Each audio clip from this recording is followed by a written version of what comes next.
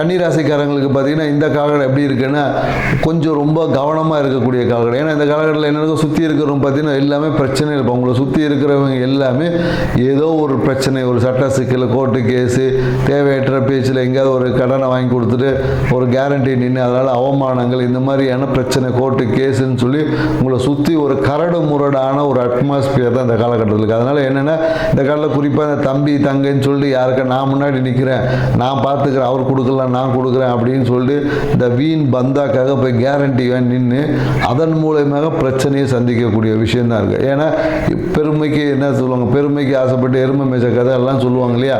So இந்த மாதிரி பெருமைக்காக ஆசைப்பட்டு செய்த விஷயங்கள் எல்லாமே இப்போதைக்கு பிரச்சனைக்காக முடியக்கூடிய விஷயமா இருக்கும். இந்த காலம் நிறைய அரசியல் தொடர்புகள் இருக்கும், அரசியல் சார்ந்த நிறைய விமர்சனம். இந்த கால இவங்களோட அந்த கம்யூனிகேஷன் பேச்சில் ஏதாவது ஒன்று பேசுவாங்க, அது பெரிய சர்ச்சைக்குள்ளதான் போயிடும். ஸோ அதனால் கன்னிராசிக்காரங்க நீங்கள் ஃபெமிலியர் ஆகணும்னா ஒரு சர்ச்சைக்கூடிய பேச்சை பேசி நீங்கள் அரசியலில் மிகப்பெரிய ஒரு ஃபெமிலியர் ஆக முடியும். அதே போல் அதன் மூலமாக உங்கள் பேச்சாலே இந்த காலகட்டத்தில் வம்பு வழக்கு இந்த மாதிரி தேவையற்ற விஷயங்களில் சிக்குவதற்கு வாய்ப்பு இருக்குது. நிறைய பேர் இந்த காலகட்டம் அரசியலில் தன்னை பெரிய ஆளாக காமிச்சிக்கணும்னு சொல்லிட்டு வீட்டில் இருக்கிற காசெல்லாம் எடுத்துகிட்டு போய் போஸ்ட் அடித்து ஒட்டி இல்லை யூடியூப் ப்ரொமோஷன் இந்த மாதிரியான நிறைய விஷயங்கள் ஈடுபட்டு விரயங்கள் செய்வதற்கும் வாய்ப்புகள் இருக்குது. ஸோ அதனால் இந்த காலகட்டம் மிகுந்த கவனத்தோடு இருந்தீங்கன்னா வாழ்க்கை சிறப்பாக இருக்கும், காசு கையில் இருக்கும். நன்றி.